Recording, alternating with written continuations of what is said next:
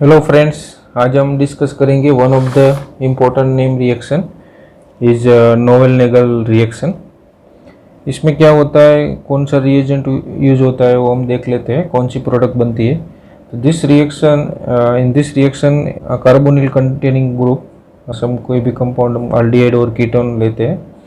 This group is treated with active methylene group. कोई मेलोनोनाइट्राइल है, malonic acid है, in presence of base, और base में हम लेंगे पिरिडीन है, सोडियम इथोक्साइड है। इस तरह से base followed by hydrolysis in presence of acid catalyse gives alpha beta unsaturated compound. तो इसमें हम कोई भी कार्बोनिल कंटेनिंग कंपाउंड पहले लेते हैं, Ph C double bond O H, a benzaldehyde है, उसकी रिएक्शन करवाएंगे। सपोज हम कोई भी एक एक्टिव मिथिलीन कंटेनिंग ग्रुप ले लेते हैं। एक्टिव मिथिलीन का मतलब क्या होता है, उसके जो कार्बन है वो कोई इलेक्ट्रॉन विड्रॉइंग ग्रुप के साथ अटैच है। सपोज हम यहाँ लेते हैं C double O E T ester group, दोनों साइड मेलोनिक एसिड का एस्टर फॉर्म है, तो उसका नाम है डाइथाइल मेलोनेट। यह है benzaldehyde. If it is treated with base, base में हम जनरली पिरिडीन यूज होता है, सोडियम इथोक्साइड यूज होता है, और second step is hydrolysis, acidic hydrolysis, and followed by decarboxylation we get this type of product. Mechanism भी हम देखेंगे। तो इसमें किस तरह से प्रोडक्ट मिलेगा, अल्फा बीटा अनसैचुरेटेड एसिड मिलेगा। तो यहाँ पीएच और सी इस तरह से लिख देंगे, पीएच और सी एच।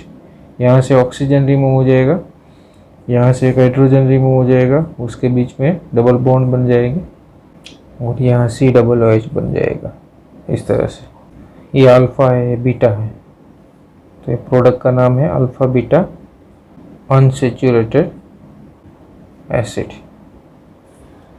तो नोवेल नेगल रिएक्शन में क्या होता है कि यहाँ कोई भी कार्बोनिल कंटेनिंग ग्रुप है और यहाँ एक्टिव मिथिलीन ग्रुप है। बेस रिएजेंट में बेस है और acidic hydrolysis followed by decarboxylation, अभी मैकेनिज्म में देखेंगे, और we get the alpha beta unsaturated acid. अभी इसकी मैकेनिज्म देख लेते हैं।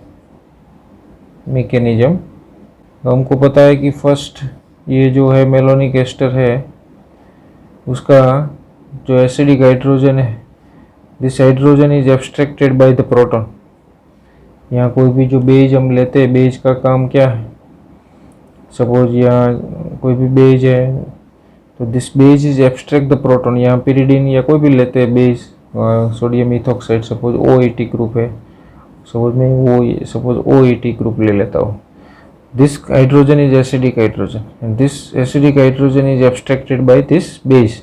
सो here generate a carbon ion C H, यहाँ C double O E T, C double O E T, and this carbon ion attack on this carbonyl containing group। यहाँ हमने benzaldehyde लिया है और इसका नेचर हमको पता है, this is electropositive in nature and this is electronegative nature. So nucleophile attack on this carbon atom and this pi bond is shifted on the oxygen atom, we get this type of intermediate pH।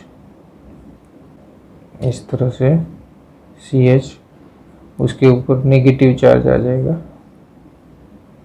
और यहाँ CH,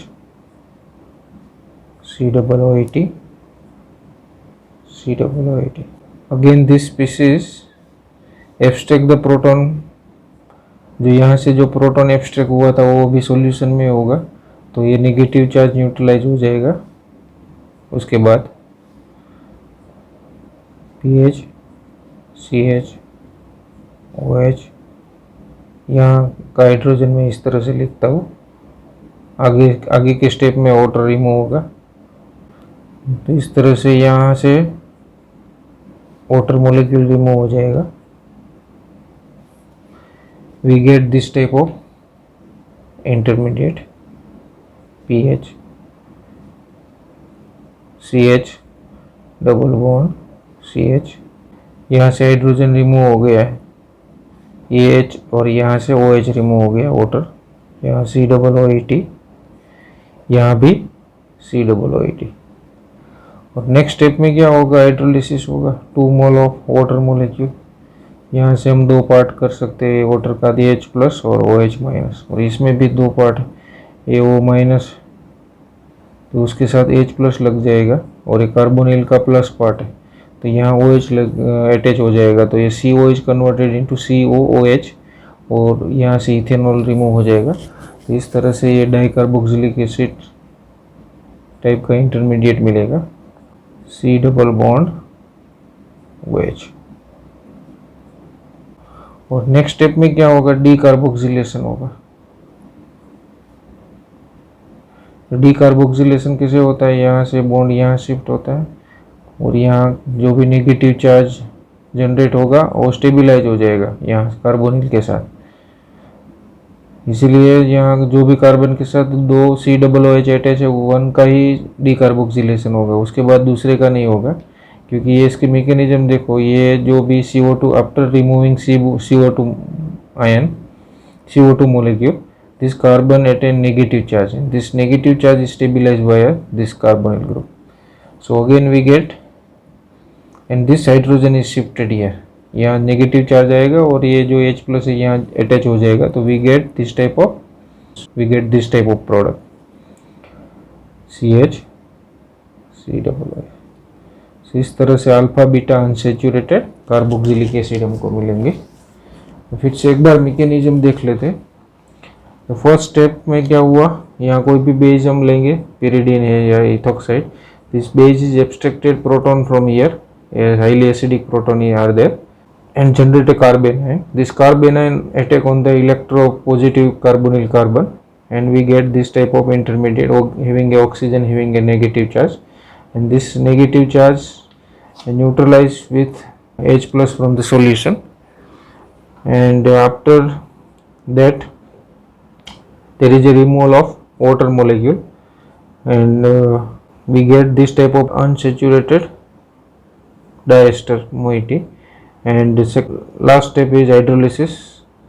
सो ये दोनों ester carboxylic acid में convert हो जाएंगे और उसमें से डीकार्बोक्सिलेशन हो गए, we get the alpha beta unsaturated acid as a product. अभी एक दो और एग्जांपल लेते हैं और डायरेक्ट हम कैसे प्रोडक्ट लिखते हैं वो देखते हैं। सपोज अभी यहाँ कोई भी ऐसा मोलिक्यूल ले लेते हैं, पीएच, यहाँ बेंजाल्डिहाइड हम लेते हैं, C डबल बॉन्ड OH, और उसके साथ इस टाइप का एक्टिव मिथिलीन ले लेते हैं, CH2COCH3। यहाँ कीटोनिक ग्रुप है और दूसरी साइड एस्टर ले लेते हैं, C डबल बॉन्ड OH। तो देखो यहाँ क्या होगा, ये C डबल मैकेनिज्म अभी हमने देखी है, COOH है उसका COOH में कन्वर्जन हो जाएगा और डीकार्बोक्सिलेशन हो जाएगा, और उसके बाद ये जो कीटोनिक ग्रुप है उसका हाइड्रोलिसिस नहीं होगा और ये एज इट इज रहेगा। तो हमको ये प्रोडक्ट कौन सी मिलेगी, यहाँ फर्स्ट स्टेप में base, second step acidic hydrolysis followed by decarboxylation by heating, we get this type of product, PH CH, यहाँ से ऑक्सीजन रिमूव हो जाएगा, डबल बॉन्ड CH, और यहाँ COOH यहाँ से तो रिमूव हो जाएगा, बाकी क्या रहेगा, COCH3, PH CH double bond CH, C double bond C3। So alpha beta unsaturated ketone. ये कीटोन का कुछ नहीं होगा, अभी हाइड्रोलिसिस नहीं होगा, आगे हमने देखा था। ये जो एस्टर दोनों साइड एस्टर होता है तो उसका हाइड्रोलिसिस होगा और उसमें से कार्बोक्सिलिक एसिड रिमूव हो जाएगा। यहाँ मैकेनिज्म में यही एस्टर है उसका हाइड्रोलिसिस होगा और ये डीकार्बोक्सिलेशन के बाद हमको इस तरह से प्रोडक्ट मिलेगा, अल्फा बीटा अनसेचुरेटेड कीटोन। एक और एग्जांपल हम ले लेते हैं। सपोज यहाँ CH3 C डबल बॉन्ड हो, ऐसा कोई इथेनॉल ले लेते हैं और इसकी रिएक्शन एक्टिव मिथिलीन मीन्स ये कार्बन के साथ कोई एक इलेक्ट्रॉन विड्रॉइंग ग्रुप अटैच है, साइनाइड भी हो सकते हैं, एस्टर भी हो सकते हैं, NO2 ग्रुप भी हो सकते हैं। सो अभी ये एक्टिव मिथिलीन हो गया, उसकी रिएक्शन भी हम करवाएंगे पिपेरेडिन के साथ, पिपेरेडिन भी यूज होते हैं यूज होता है। और सेकंड स्टेप में हाइड्रोलिसिस तो नहीं है यहाँ स्ट्रॉन्ग, ये बेस के अकॉर्डिंग यहाँ से 2 हाइड्रोजन रिमूव हो जाएगा और यहाँ से ऑक्सीजन रिमूव हो जाएगा। तो इस तरह से यहाँ CH3 CH double bond CH NO2 इस तरह से प्रोडक्ट मिलेगा। एक और एग्जांपल ले लेते हैं।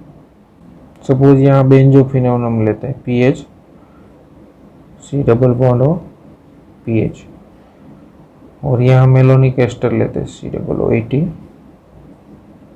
COO उसकी भी रिएक्शन हम करेंगे। सपोज यहाँ बेस लेते हैं sodium ethoxide followed by acidic hydrolysis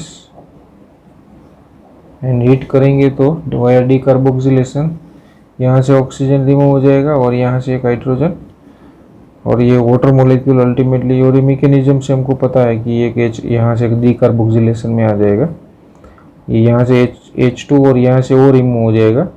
लेकिन वो जो एक हाइड्रोजन है ना यहाँ, वो डीकार्बोक्सिलेशन में से जो CO2 after removing CO2 H जो बचेगी वो यहाँ ट्रांसफ़र हो जाएगा। तो प्रोडक्ट कैसे लिखेंगे हम, PH double bond CH COO, इस तरह से अल्फा बीटा अनसैचुरेटेड एसिड हमको मिलेंगे। एक और एग्जांपल नोवेल निकल कंडेंसेशन का देख लेते हैं। नोवेल निकल कंडेंसेशन मीन्स आपको पता चल गया कि कोई भी कार्बोनिल कंटेनिंग कंपाउंड है और एक्टिव मिथिलीन ग्रुप, उसकी रिएक्शन बेस के करेंगे तो हमको अल्फा बीटा अनसैचुरेटेड कोई भी प्रोडक्ट मिलेगी, भी एसिड है, एस्टर है, साइनाइड ग्रुप है। इस तरह से सपोज लेते हैं हम PH, सपोज ये बेंजाल्डिहाइड की रिएक्शन मेलोनोनाइट्राइल से करवाते हैं CH2CN, उसमें भी आप यूज़ करेंगे base. Second step acidic hydrolysis. तो पहले तो बेस के अकॉर्डिंग में हमको कौन सी प्रोडक्ट मिलेगी, इस तरह से PH CH यहाँ से H2 और यहाँ से O रिमूव हो जाएगा CH डबल बॉन्ड CN।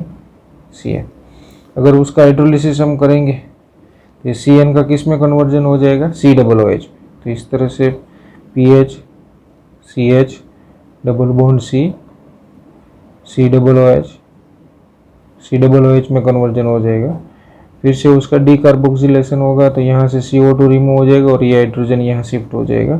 फिर से हमको इस टाइप की प्रोडक्ट मिलेगी PH CH double bond CH COOH। इस तरह से एक और एग्जांपल ले लेते हैं।